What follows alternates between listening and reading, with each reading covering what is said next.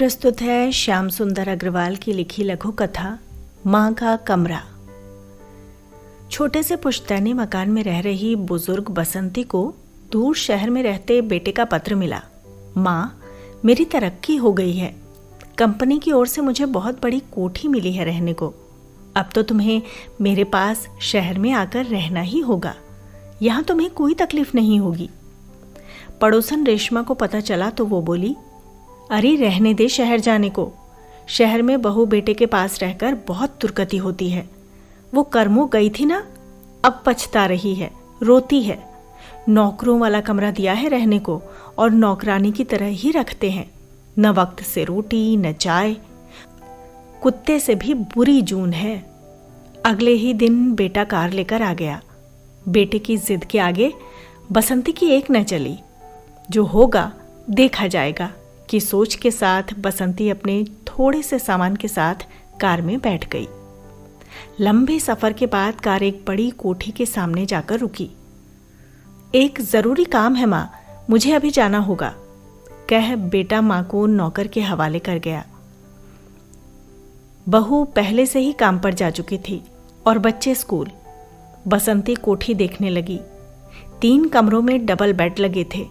एक कमरे में बहुत बढ़िया सोफा सेट था। एक कमरा बहू बेटे का होगा, दूसरा बच्चों का और तीसरा मेहमानों के लिए। उसने सोचा। पिछवाड़े में नौकरों के लिए बने कमरे भी वो देख आई। कमरे छोटे थे पर ठीक थे। उसने सोचा उसकी गुजर हो जाएगी। बस बहू बेटा और बच्चे प्यार से बोल लें और 2 वक्त की रोटी मिल जाए, उसे और क्या चाहिए। नौकर ने एक बार उसका सामान बरामदे के साथ वाले कमरे में टिका दिया। कमरा क्या था, स्वर्ग लगता था।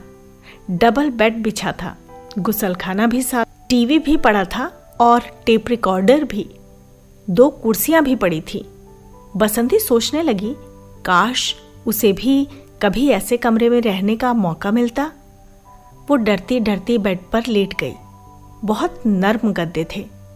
उसे एक लोक कथा की नौकरानी की तरह नींद ही ना आ जाए और बहू आकर उसे डांटे, सोचकर वो उठ खड़ी हुई।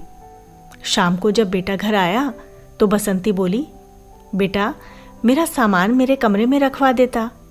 बेटा हैरान हुआ, माँ तेरा सामान तेरे कमरे में ही तो रखा है नौकर ने। बसंती आश्चर्यचकित रह गई। मेरा कमरा?